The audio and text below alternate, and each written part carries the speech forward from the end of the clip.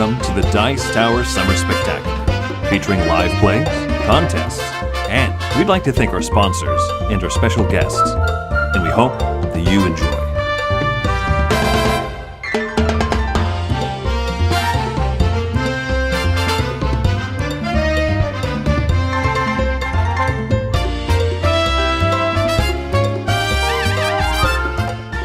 Good morning, everybody, and welcome to the Summer Spectacular 2023.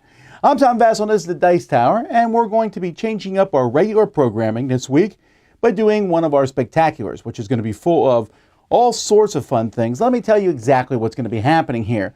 We're about to go to Board Game Breakfast, which we normally do, and then we have a bunch of playthroughs. Today we'll be playing Conquerors, Moon Rivers, Disney Sorcerer Arena. We're also going to be doing a Gen Con preview. We take a look at all the different stuff that came out, that's coming out at Gen Con next week, and tell you what we think of it. And then during the course of this week, we're going to have top 10 lists. Everyone's going to finish up their top 100 games of all time. You'll see those. Mike DeLisio's in town. We're going to have a good time with him. And we got lots of cool games. We have lots of contests. So just a lot of exciting things going on. So I don't want to waste any more of your time. We want to get started, but the first thing I want to show you is a really big, cool contest we're running, and here it is. Hey everybody, I'm Tom Vassell from the Dice Tower. Here we play tons of games, and man, I love games, but sometimes it's really hard to carry games around. But I have a solution, and the solution I found, I've used tubs and gaming bags, but the best gaming bag I've ever used is this one right here from Allplay. This gaming bag is amazing. You can sling it over your shoulder. You can carry it as a backpack. Or like me, you can just carry it with its handles, throw it in the back of your car, and off to your gaming event you go. Well, folks, good news for you. We have 5 of these bags that we're giving out as a contest here on this channel. And not only are we giving out the bags, we are filling each of these 5 bags with different games. Many great companies have provided games to put in this bag. From Floodgate, we have Sagrada Artisans. We have Catapult Feud from Vesuvius Media. Dire Wolf gave us Wild Tiled West. Lucky Duck gave us Cosmoctopus. Alleycat gave us 2 games, Roman a Day and Magic Rabbit. And Allplay, the makers of this bag and of great tables, gave us the games Chomp, Sail, Couture, Mindspace, and Fiction. And the Op is putting in the Perfect Wave. And that's not it. You're also going to get the winner of the Dice Tower Awards 2023, the best games of the last year. The winner is going to be put in the bag, and it's a good game. You'll find out what it is after they air at Gen Con. And all these, plus the bag, are going to go out to 5 of you all. Now, a couple things. First of all, you're like watching it. Who are you guys? Well, Dice Tower is a show where we talk about board games. We do reviews of games. Every day we're putting up reviews of various games. We review as many games as we can. We do short topic rounds up. We take a look at reviews of games that we've done in years past. We look at games on Kickstarter and other crowdfunding sites. We do game plays. We have all sorts of gaming content on our channel, and we invite you to subscribe, check out the channel, and see all this content for yourself. How do you enter this contest? Well, you simply have to go to dicetower.com/contest. There's an entry form there. Just fill it out. A couple things. You have to be 18 or older to enter. There's 1 entry per person, and because of a lot of different factors, including shipping, this is for US only. We're going to notify the winners by August 7th, 2023. So make sure you enter this before then. August 6th at 11:59 Eastern Time is when the contest ends. So go and enter now. I want to thank all the sponsors, especially Allplay, for giving us this bag and all the cool games inside it. Many of these games will be shown off at our booth at Gen Con this year at booth 2746. So come on by, say hi to the Dice Tower, and see the bag, see the games we're giving out. Either way, I hope you enjoyed that. Check out our channel, enter this contest. I hope you win. I'm Tom Vassell. See you next time. Hello, everybody. Welcome out to Board Game Breakfast proper now. My name is Chris Yee. I'm Roy Kenny. And I'm Wendy Yee. Tom, thank you for your nominal effort in starting off this Summer Spectacular right. No, he did a good job. Nominal effort. Yes. That was live, too, from the other room. That was pretty crazy. Yeah, doing all those edits on the fly was tough. Really long HDMI cables. Really long. Okay. I think really you just move that fast as you put games in boxes. Okay, so I'm seeing comments just saying that the contest page, we'll get that fixed here. We're going to get through breakfast first, and so then we'll get right on to that. Board Game Breakfast today. Obviously, this is kicking off the Summer Spectacular, so live plays up ahead. Right after this, we're going to be going to Conquer Empire Rises and a few other things only. So a few I'm other going to be things grabbing as well. the surfboard and catching some waves in between each game. Yes. On this ocean. This table ocean in front of us. You'll just be giving a piggyback, like, surfboard ride. Oh, yeah, That'd be pretty yeah. nice. That's probably the only way I could surf is by sticking a surfboard on a table and standing on it. I would find a way to hurt myself. I would find a way. Several live plays today, including Moon River, and then Disney Sorcerer's Arena. And then to close off the day, we're looking at, some of us are going to be going through the Gen Con preview list on Board Game Geek. So therefore, that's going to be a full day. And then there's 3 more days after that. What, 3 more? 3 more. This isn't just one? No, it's going to be amazing. Pretty spectacular. Exactly. All right, so we got to go full steam ahead. So let's jump to our first segment, Eye Catchers. Ooh.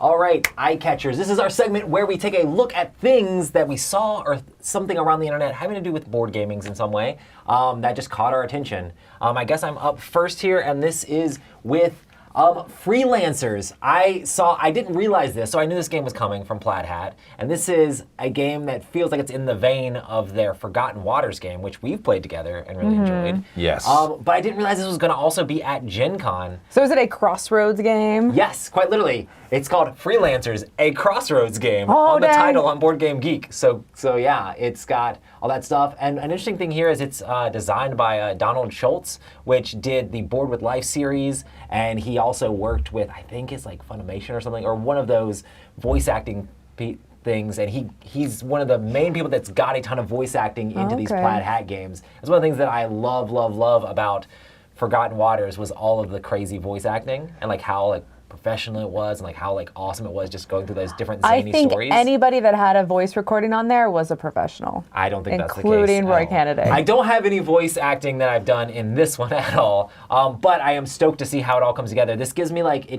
D&D vibe, It's but also very cute. post-apocalyptic. It reminds me of Adventure Time.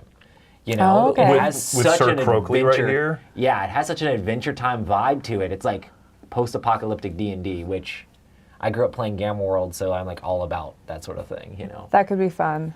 Now, I do know in Forgotten Waters, I missed drawing the crossroad cards because then I knew like what caused those events to happen. And in the app, it wasn't like, you've now had a crossroads. I feel Right, a lot like of stuff times would just it'll be like, happen. Do this number, you know, Yeah. that sort of thing. But Yeah. Yeah. No, I'm very excited, especially seeing Sir Croakley now. I mean, this looks really good. It looks really cute. I didn't love the cover, but the everything inside looks great. And It huge definitely fan has of like Forgotten Waters vibe, right? Like the whole game just looks very similar too. That's cool. Yes. Oh, yeah. That's Love awesome. Going from something super cool, thematic and adventurous like that. Well, my pick, my eye catcher, is thematic, but abstract. You shall see. It's called. Is it a Euro game? I don't know what it is exactly. It's called Match of the Century. This is a Oh, game interesting. from Deep Print coming out. Okay. I first saw this because Salt and Pepper Games, a company I really like from Spain, were announcing that they were doing the Spanish localization. I was like, what is this? Is it a dating game? Ooh. Match of the century, you've been matched. So this is I a definitely see game. a chessboard. So it's based off the chess match, 1972 chess match between Bobby Fischer and Boris Spassky. Oh, that's interesting. So it is a board game. It's a 2-player head-to-head, card-driven. It's a historic board game, Chris. So it's designed by Paolo Mori, our Okay. good Yeah, friend. Paolo Mori. Our good friend Paolo He Mori. makes solid stuff. He really does, and he's made great 2-player head-to-head games. Blitzkrieg and Caesar being 2 of them, and so this one being card-driven has a little more going on, but has some intentional, callback to this chess match. But when you look at the cards themselves, it's hard to see. There's not too many pictures of the cards, but they look like almost like historical war game kind of effect type Okay. cards. So I'm curious what this blend is going to be, but it looks really cool. What a great little theme. Do you actually move any pieces in chess formation movement styles. I don't think that you do. I think Okay. that these Pawns pieces are move forward one space on the score track. No, I'm just kidding. So do I have to be good at historic games, but not good at chess to play this? I'm assuming you don't have to Not that I'm good at even either, know but- how to play chess to play this. That's very Okay. interesting. Do you remember they came out with that Queen's Gambit, the board game? Yes. Yeah. This looks way better than that. So yeah, chess, the board game. I mean, match of the century, my eye catcher. Okay, well, you my eye catcher is a lot more dumb, stupid fun than this. Mine is Turbo Kids. So this is in the Zombie Kids universe. So Scorpion Mask is making this. And so we had Zombie Kids where the kids had to protect the school from the teachers that turned into zombies. And then we had like this weird picture hunt cool thing where you had to figure out where the zombies were coming from. And now we have a racing game, so I have no idea. But let me see your thumb, Chris. I have to properly give an example of this game. So Chris will be the driver. He will be blindfolded so he can't see. And he has to draw Put your on hand a map. on the cursor. You have to move Yeah, the you have cursor. to draw on the map. And I will guide him by going like this. There's a little joystick. Human joystick. It looks like stupid dumb fun. So that's mine. This is going to come into play on our top 10. We are definitely going to play this with our daughter and each other. It looks so terribly amazing. Oh my goodness. I have to say that they are drawing quite nicely in that picture. Mine's going to be all over the place. Are you sure? You know what this reminds me of? This reminds me of like those corporate team builder. It is a little bit like that. Let's have a moment where we practice communication. So with the jump there, do you think you have to take the pin off the thing and then land back down? Oh, do you like pick up their hand? It's like you have to get to the yellow part here, and then you have to Land on land the yellow part. It's like, okay, pick, because I think you're supposed to talk too. It's like, okay, pick up your hand, you're on the jump. Okay, go over a little bit. No, too far. No, Can you talk? I It wonder if says, you can yeah. talk. Oh, you can talk. Oh, See, okay. it says on descend, accéléré. Yep. You have to accelerate. Yeah. Oh, okay. I'm guessing that means accelerate. Anywho, I'm excited. This is going right. to get played. This looks ridiculous, but I would love to gonna watch this play it. live. This would be fun to play live.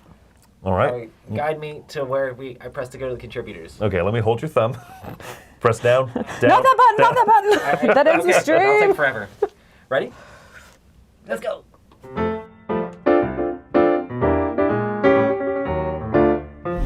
Hello everyone, it's Stella. And Tarrant here from Maple University and the Dice Tower. Archaeo Society is a da bomb. It is a new set collection game with a nice, interesting twist that I haven't seen before. Makes it quite an interesting play. It's like, okay, you collect the cards and then you form a set collection to score points. But then when you play it, you have to turn the rest of the cards that you have in hand open so everyone else can draft it, can take it away. Yes, they go into the common market. So the market is always depleting and then refilling. If it fully depletes, then everyone gets to draw cards more quickly, so it really pushes the game along. It's got a real push your luck timing urgency sense because the round will end immediately based on cards coming out in the deck. And these sets you're collecting, you're trying to make colors and powers and large sets and combine them all together to get as many points as you can. To advance on the fairies track. So it started off, okay, you only need to discard one card to advance in one, but then as the game goes, it's getting harder. You advance, you have to discard 4 or 5 or something like that. And each board has got different side and it feels different. You just make various combinations of it. So lots and lots of replayabilities. And the cards that you use as well per game, you can mix and match. It's like more sets than you need per game. Yeah, very simple to pick up and play. I can see this doing well in the meetup circuit over this year. Plays 2 to 6 players. And thanks for watching. Bye. This is a segment where we take a look at a board game based on an IP, and I tell you if the IP and the mechanisms match. Today we're looking at Family Ties, the board game. In addition, you will have 6 cards in your hand. These will be randomized, and you will have 6 cards, and one person in their 6 cards will have the Skippy card. In order to win the game, you have to have 1 card of each family member in your hand. So each card has to be different because there's 6 family members and only 6 cards that can be in your hand. And if you have the Skippy card in your hand, you cannot win because it would take the place of one of the family members. And you must have $100. On a turn, you simply roll the dice and you move that many spots. 1, 2, 3, 4, 5. And then you do whatever spot that you land on. Some of the spots will allow you to take a Say Cheese card, which will be an additional character from the show. If you already have it, or you're already up at 6, and you have to discard a card, I already have an Elise card, so I'll just get rid of one of my cards. It doesn't matter which one. Some of the cards that you'll get will have you move the Skippy around the board. You never want to be the player with Skippy, but keep in mind, somebody at all times will have the Skippy, and thus are in a position to not win the game. Family Ties the board game IP works. You're trying to get a photo album for mom and you want a picture of every person. Those pictures are represented by cards in your hand. That seems like, while not an episode of the show that I remember, it definitely could have been an episode of the show. There's also a Skippy card that's going around and you don't want that card to be in your hand because Skippy's annoying. If you know the show, you would agree Skippy's not that bad. But in the vernacular of this game, you do not want Skippy in your hand because he's not a member of the family, so why would you want him in the photo album, I guess? The IP and the mechanisms work fine. It's a roll and move, but it has that trading, like Settlers of Catan type trading. I think that works fine. There is some goofiness involved for a mass market game from this time frame, but this game works for me, not just on the IP, but it works for me as a decent little family game, and it's been a winner. IP and the mechanisms do match with the theme that's going on here. Surprised, so am I.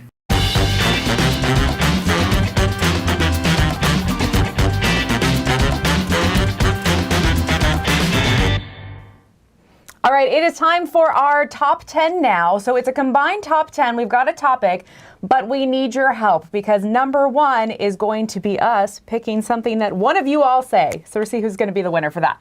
So our topic for today is top 10 sentences that you would dread seeing in a rule book. And I'm going to go ahead and begin with that. So my number 10 is roll dice and determine how many spaces you move. That's the worst. The absolute worst. You're not a fan, huh? No. I'm already iffy about dice, man. But then you don't give me options in my movement. Stuff just happens to me. It's the worst. Okay. Number 9 is, this is the Scrabble part of the board, and this is the Monopoly part of the board.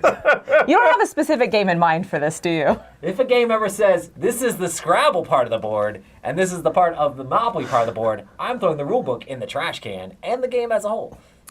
If it says either one of those, I think I'm right there with you. Mostly. All right. Number 8. The ties are then broken by the player with the most radishes.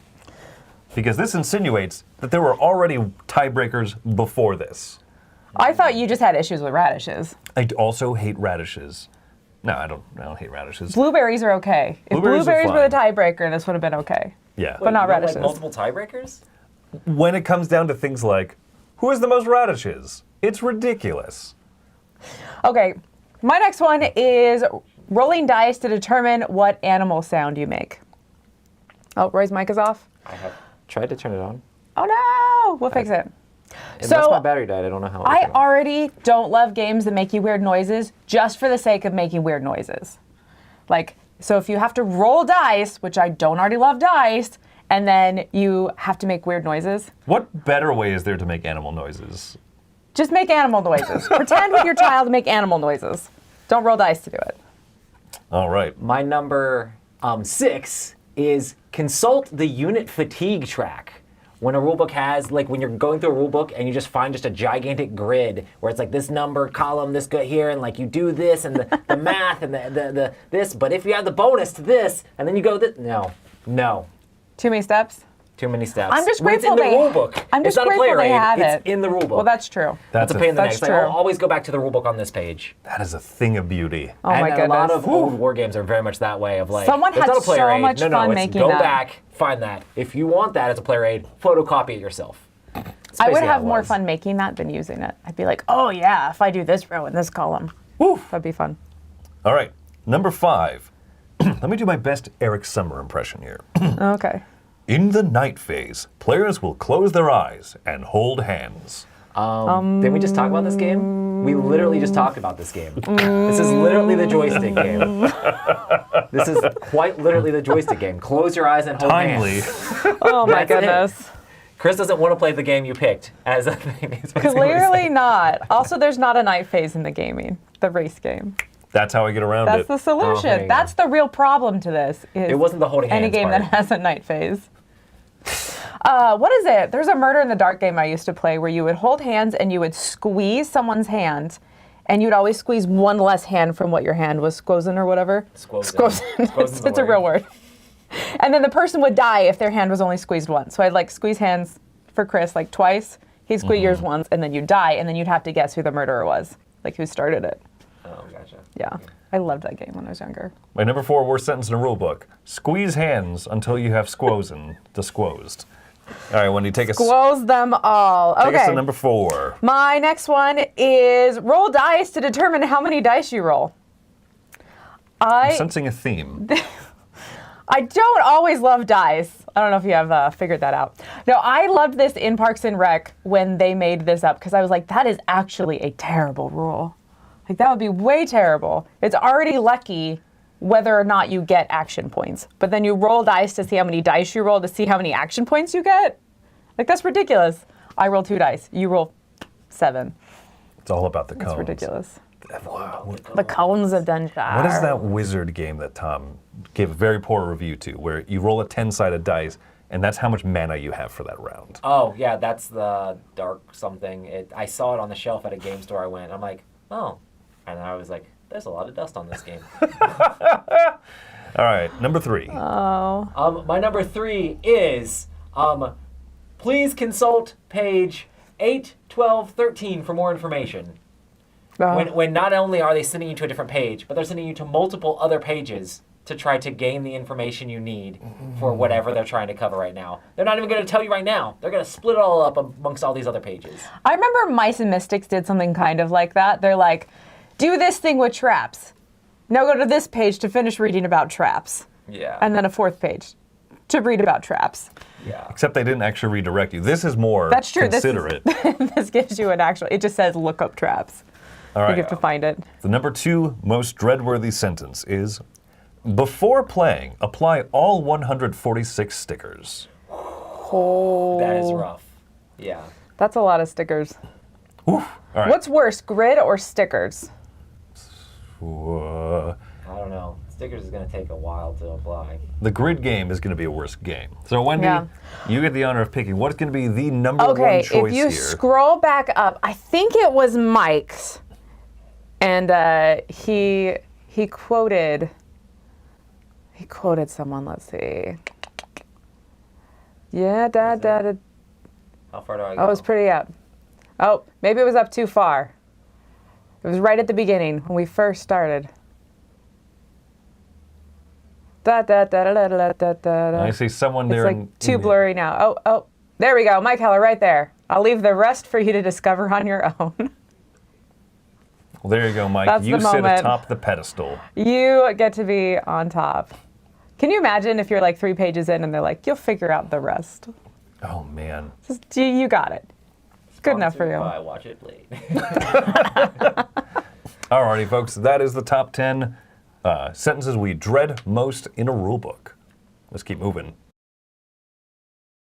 Hi, everybody. Hello, we are Ryan and Bethany. We're Ryan Bethany, Board Game Reviews. Today we're talking about Rome in a Day. This is an I-cut, you-choose style board game where basically you are trying to take the ruins of Rome and take your little slice of them and you're going to offer it up to people. Basically what's going to happen is you're going to have your own 5 tiles that are going to have some buildings on them. You're going to cut them behind a closed screen and in a way that someone's going to take a smaller batch or the larger batch and you get to keep whatever they leave behind. But similarly, based off of what round it is, you're going to do the same thing to the person to your left or to your right as well. So you're going to end up with a variety of tiles and possibly some gems as well. Gems get assigned to you if you choose the smaller of the 2 options that you're given. Yeah. Gems are worth a lot of points, but also the buildings and the tiles are worth a lot of points too. So you have to kind of weigh and measure what strategy you want to go with or a blending of the 2. It's an I-cut, you-choose game. I have not played a ton of these, but this is probably one of my favorites. Yeah. I just now realized as Ryan was talking that there's a gem on the cover. It's in the word Rome. I did not know that. And we've played this game many times. That's called good graphic design. Yes. They did a great job on that. This was a really fun game to play. There's not a lot of choice, right? There's just one choice, how to arrange your tiles. but oh my gosh, does that one choice take up so much space in your brain? It is silly. Absolutely silly. Yeah, you have to figure out, which tiles you're going to offer up, which tiles you're going to choose, which tiles how you're going to rearrange them once you keep them. This game should be like a psych study. Right, yeah. Yes, because you're trying to figure out other people. You're trying to figure them out so you can get what you want.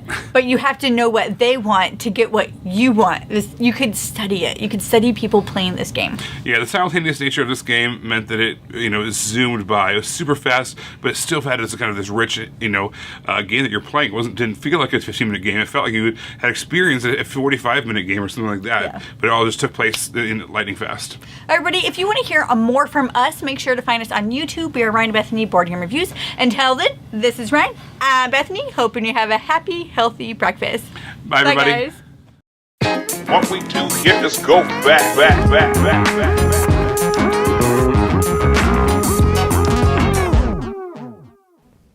The old school, like an old fool. That's the max of what I know of that song. Yes. Now that you sing it in the moment, I literally can't even remember what song that's from.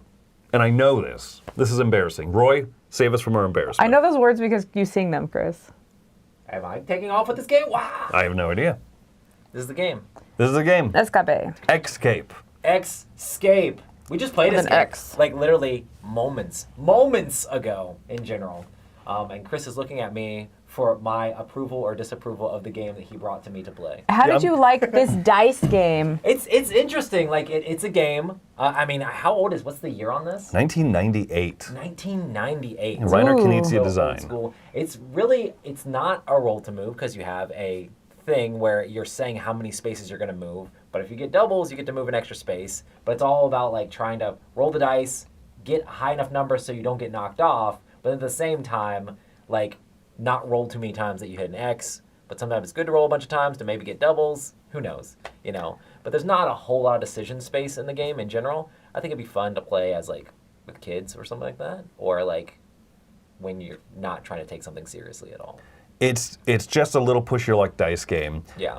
I really like this one. You do really like this one. This one is in my top 100. I would not put it there. It's fine, it's cute. I get why if you've played this with the right group of people that spazzed out or got really excited, I could see how it could be. Like this feels like a strike-ish sort of game to me, where it's like, oh, I like, haha, that's crazy. It doesn't really matter. So it's kind of a little bit random. You can kind of be like, oh, they have a high number, let me try to knock them out, or they don't have a high enough number, let me try to knock them out. But a lot of times, just like when we were playing just now, I was like, I got doubles, move. I got doubles, move. I got doubles, move. Well, It's also, like, I've never wow, seen that random. happen That's except for weird. with you, Roy. Well, Not that many times. I also rolled 5 20s last time I played Zaya, so. Oh my goodness, you're ridiculous. So I don't always like dice. I think this one's fine. It's one that we play with our daughter. Like, we play it because it doesn't take too long. That's it's not the too situation complicated. I probably played it. Yeah, like it's not bad. I know Chris really, really likes this, and so I think that his enthusiasm kind of spreads as we play, which I Right. appreciate. Because if it were just me and I were just to sit down and play this, I would be like, it's fine. Someone made their own like cheesecloth version of Whoa. it. That's the version we need to have in the library. They used markers and rulers. They But did where's use the rulers. cheese? Yeah. Is that toilet paper? Interesting. Anyway, I really like this. I love push your luck games. I love what you said, Roy. It's essentially a roll and move game. But the spaces you're moving is determined. Yes, and so there's not a lot of agency because you're just kind of rolling dice until you either bust or you choose to stop or something. Mm-hmm. But as a game that is like essentially a replacement for like playing Yahtzee with your family, like it's that light of a game and has a few weird little exceptions where like if you roll an X on your first roll you don't bust, but on your second Yeah. onward. Yeah. I do feel like that's a little bit fiddly, but Right. I mean, I'm not going to judge the master, the doctor himself, Yeah, Mike would run through that curtain. He'd actually run through the wall, ignoring the curtain. Yeah. The math is immaculate! With a bow tie. Whoosh. But yeah, if you want something light and frivolous, I mean, just something like I said, that is a replacement for a mass market game that you would play with your family. Yeah. I think that's what this game excels at. From 1998, it feels simple and older, but I really like it. I take it that I would have played this growing up. Like if this were in my realm of zeitgeist or whatever. Like, yeah. Right. I give it an 8.5, and that might even go up. I really like this one. Roy, based on our play right before breakfast went live, I assume you wouldn't give it that high of a score.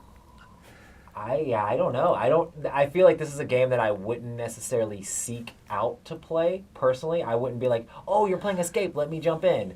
But if my game group was spazzing out and being like, we're gonna play a silly game, or maybe late at night, want to play Escape, I would play if other people were asking me to do it. So is it a 6? Yeah, that's normally where 6s are for me. Yeah. Yeah. Okay. That works. What about you, Wendy? Yeah, I'd say probably right around the same. Probably about a 6. I play it with you. And I'm happy to play it with you. But I don't think I'd ever pull it out myself. That's true love.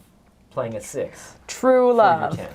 Because we're taking it back to the old school, because we're old fool. Who's so cool? You want to get down, I'm going to show you that way. Whoop, there it is. Okay. Hit me. Whoop, there it Well, is. this is Oliver, and today I'm going to be talking about Inside Job. And the reason my intro wasn't super long and I wasn't super excited, this game is sunshine and rainbows, I love it, is because I only do that with games I like. I don't really like this game. And Inside Job is a social deduction, trick-taking game, and here are some of the reasons why I don't really like this game and why I'm making a negative review. So first off, it has very mid art. It's 5 out of 10. There's games that have way better art, and there's games that have way worse art. It's just doesn't hit it home for me, but it's okay. Another thing is that the game feels very themeless. It just feels like you're not actually a spy. You're not peeking through and grabbing information from your peers. No, it does not feel like that at all. It even has people with hats on it that are spies. Wait, is that Tom Vassell? Oh, we need to get focused. And the reason why is because these missions that they put out, they feel very generic and they feel very board gamey. Oh yeah, I'm just playing Suits. I'm playing just a regular game of euchre. It's just super weak to me. And the last thing is that it's just, there's an insider, and sometimes that insider is super easy to figure out. Maybe that's the group of people I was playing with, but yeah, it's just kind of weird to me. And yes, this would be a game that if someone pulled it off the shelf, I would totally play it with them, but I'm not eager to go grab this game off the shelf and play it. And the reason behind is because I've been really liking trick-taking games, but I don't really like social deduction, so that's part of it. And yeah, that is all I have to say about this game. Bye.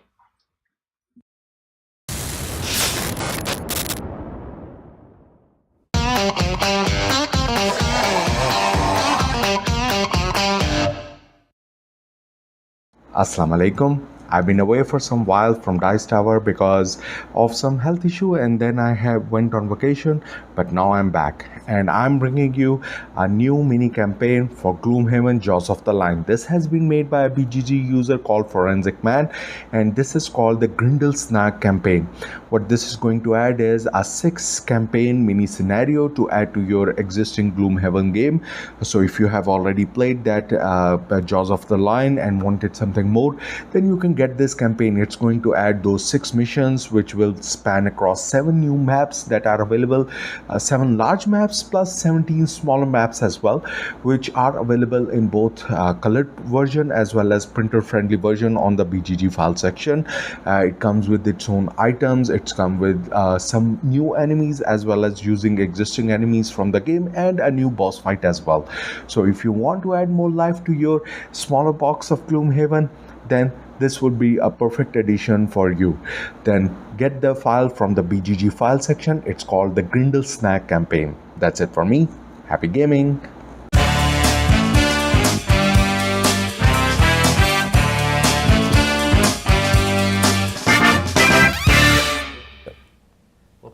All right, mailbag time. Yep, mailbag intro. Sorry. Oh, let's do it. I don't have a mailbag intro. Sweet, we're not We going don't to do have it. a mailbag intro. All right, this is going to be the mailbag segment. But first, really quick, so we looked into the contest thing. So yeah, it'll be dicetower.com/contests with the S on the end there. So that's going to be the corrected URL, and then we'll make sure that that's in the description below so that you can enter that contest for the bag giveaway. But we have a new resident mailman. Mike DeLisio did such a bad job last week that he has been canned. Fired! He's gone from the mail department. Off with his mailbag. So let's see who our new mailman for the day is. Hello, my name's Dan Hughes. I'm the less popular half of the Dan and Cora design team. Look, Cora Quest over there, somewhere. There.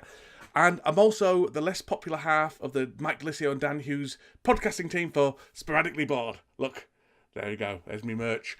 And I'm going to take my duty as the Dice Tower's mailman today, apparently, according to Chris's spurious conceit for this segment. So, the question I have to answer today, although why the mailman is answering questions, I'm not entirely sure, is he shouldn't be looking at the mail at all, really. I think that might be a federal offence in America. Certainly, it's against the law in England. Anyway, the question I'm illegally answering today is, why are people so obsessed with playing shorter games to the point that of equaling long as bad? Now, I chose this question because I reject the very premise of it. Because I think there's a thing in board gaming where people who play short games feel that there's kind of a prejudice against them by people who play long games, because the people who play long games consider themselves proper gamers and playing real games and meaty games and not these short filler games or these short family weight games or whatever. And the people who play long games think that the people who play short games are looking down on them. So I think no matter which game length you prefer, long or short, you're paranoid. You're paranoid about the other side disliking what you're doing, basically. So that's my first objection to this question. But other than that, I think there is a tend towards shorter games, especially for people who are newer to the hobby. And I reckon that's partly because when you get new to the hobby and really into the hobby, you're pretty keen to play as many games as humanly possible, so you can log them all off on the Board Game Geek and watch your stats go higher and higher. I personally prefer shorter games because if I'm going to lose, I'd rather get it over with. However, big, long games can be really nourishing as well. They can be really like an event. They can be the purpose of an entire evening. It can kind of be the tent pole which your evening or your entire day is hung on. However, if you're playing a long game for the first ever time, there's always the little niggle in the back of your head which is very worried that what if this is a bad game? What if I don't enjoy it and I'm stuck in this game for 3 hours with Mike Delisio, who, let's face it, is a pretty horrific human being to play games with. So what if it's going to be awful? What if it's going to be a bad experience? So if you've got those kind of anxieties, then you are going to tend towards a shorter game because basically you're more guaranteed you can get out of it easier. You're going to get out of it sooner anyway, maybe not easier. So that is my opinion on that question. So there you go. Back to you in the studio. I'd like to thank Dan for committing a federal offense in order to keep up this charade of our mailbag. I don't think this is the first time he's done that, though. Is it a federal offense if he's in a different country? It's a super federal offense at that point, yeah. But he gets diplomatic immunity, right? No, that's an act of espionage. Oh, okay. Mm-hmm. You just put on a hat, you're a spy. That's what I learned Dan the earlier. spy. He wasn't wearing a hat, Chris. Basically 007. I don't think you know what hats are. Hat, beard, same thing. Oh, okay. So, I like the question that he picked, right? Is there a tendency to kind of look down on longer games as bad? And I like a lot of Dan's points. I don't know, do you have any thoughts on that as well? Long versus short games? I have a huge amount of thoughts on it. I used to always be the proponent of long games. It's worth it to take the time, make the time, put it on your table. If you look at my top, we just got through my top 20-ish on my thing. There were people that were like, I feel like I would play more of these games if I had more friends and more time. Yeah. Yes. Yes. Some of them require a big, lot. long, epic games, but that are some of my favorite games ever. Are those gigantic, epic games that take a long time to play, that are a huge experience. But it takes time to get those games to the table, and it's really hard to get those games to the table. And I think a lot of games are worth it when you actually take the time to do it. It's just finding a way to carve out that time in your schedule. It's really hard to pull off being a responsible adult, being a parent, doing all of those things. So, yeah, I just enjoy big, long games, but yeah. One of our board game breakfast contributors, Jordan, he talks about weekly game or weeknight games. Yeah. Mm-hmm. And I think that there's a time and place for them. Because I do really love to have that like gaming feast. I really want to get into Brass. I really want to get into Feast for It. I want to get into these like heavy, wonderful games that I love. But at the same time, I feel like that's not an everyday thing. Right. Just like I can't eat an ice cream bar dessert every day, even though I would love to. That's a bad That would be example. wonderful. Okay, well I could, but I would also be not healthy. Also, that many games, no. But I think that my problem with long games is when they feel long. Right, yeah. When they're designed so that player turn, someone will have a really, really excessively long turn, and then someone will have a short turn and they do almost nothing. And then you have more really long turns. Or if the game outstays its welcome. Just like there's so many ways to make a great game long where you're engaged the whole time and it's wonderful and you're creating this combined memory with people. Yeah. And then there's ways to be like, I'm bored for 3 hours. A lot of it's about the downtime in a game. A long game with a lot of downtime means a lot of times you're just sitting at a table. You know. So I agree. Sue in the chat said a great sentence. I like long games that don't feel long. Yeah. Right. How engaged are you? How much change is happening over the course of the game? And engagement, right? Another comment here from Dean says, my kids don't like playing a game for over an hour, but they'll play D&D for 4 hours straight. Right. You want to talk about constant engagement. Right. Yeah, And- you're invested in that story. Right. That makes the time go by so fast. And I'll play a 4-hour board game. I'll play a 6-hour board game. I've played, Roy and I have been talking about trying to get a game of Twilight Imperium together. Right, Just yeah. some Saturday. Carve out that time. And that's one of those games that it takes an extremely long time to play. But majority of the time when I play Twilight Imperium, I'm like, oh, that was 6 hours. It didn't feel like it was that many hours, but it's just because there's a lot of things in that game that are like, okay, this passes to you, now you get to do that action, and there's a lot of going back and forth. And it's hard to find time to play those games, for sure. They're not a game that you play on a game night. It's what you play on a game day. So Yeah. it Right. might take the whole day. I think that a little bit of that question, the start of that question, might come from us as reviewers in the fact that Yes. a thing that we might say in a game review is like, woof, this game is long, right? Right. I like so much about this, but it is just long. And I never want to shame a game for being a long game. We reviewed Circadian's Chaos Order. Right. That's not a short game.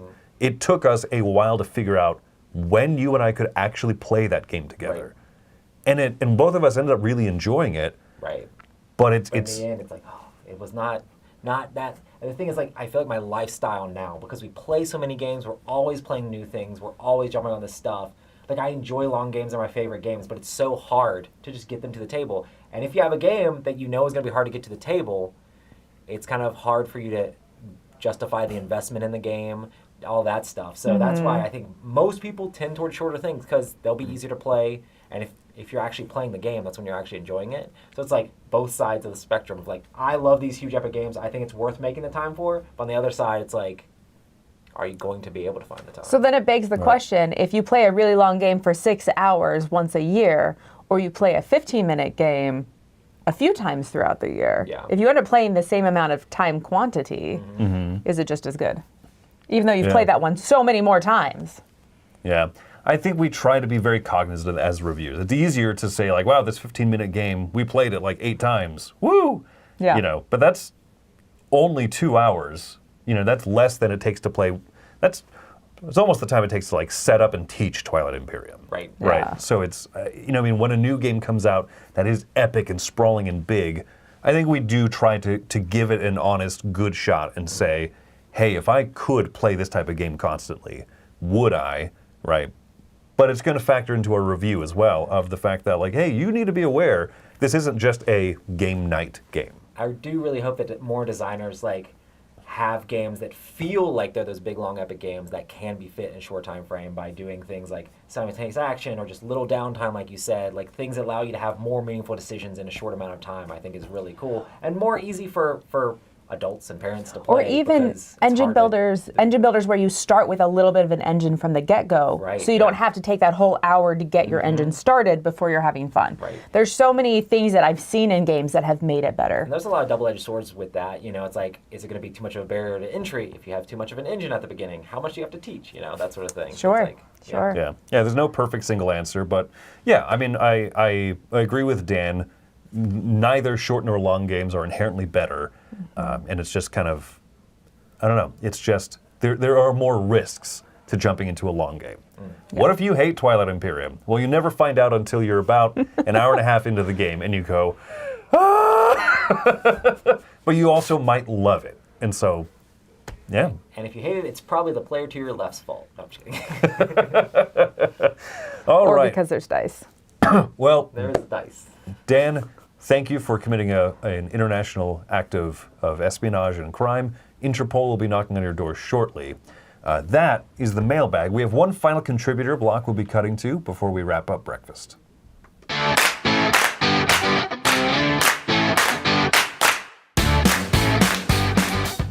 Hey, I'm Jordan. Let's talk about a weeknight game. This is Dog Park from Birdwood Games. This just had an expansion out on Kickstarter, and this is the base game. This one I've seen compared to kind of like Wingspan with dogs, and it's not super far off. You got some resource management, you got some building kind of a tableau of these animals. The artwork is similar with kind of the watercolor realistic artwork of the different breeds, and there's some like fun information about the different breeds and stuff like that.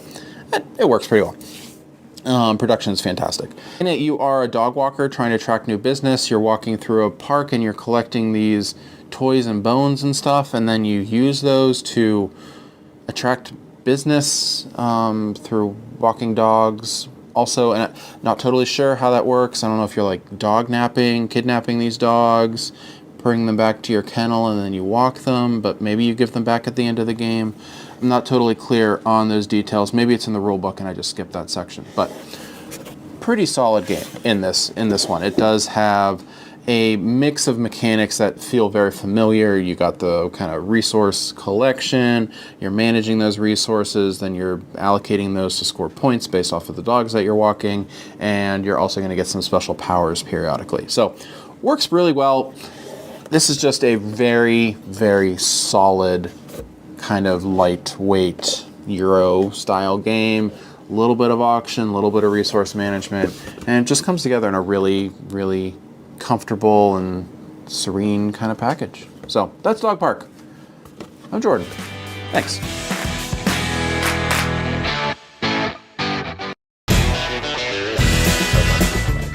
Speaking of Jordan, there he was. Oh, Jordan. What an introduction I gave him. All right, folks. So yes, there is more Summer Spectacular coming your way at 10 o'clock. In just 15 minutes here, we're going to be cutting back to the other studio to be playing Conqueror, Empire Rises. The publisher has flown in to be teaching us that one, so make sure to come back for that. More games to be had, of course. And just a reminder to go back to the beginning of the video for the information for the giveaway. And you'll be seeing that video elsewhere as well. Oh, for sure. The link for that will be dicetower.com/contests with an S at the end of it. So, we'll see you shortly. My name is Chris Yee. I'm Roy Canny. And I'm Wendy Yee. Have fun with your breakfast.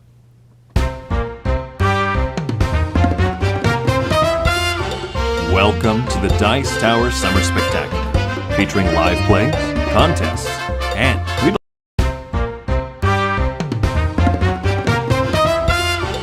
Welcome to the Dice Tower Summer Spectacular, featuring live plays, contests, and we'd like to thank our sponsors and our special guests, and we hope that you enjoy.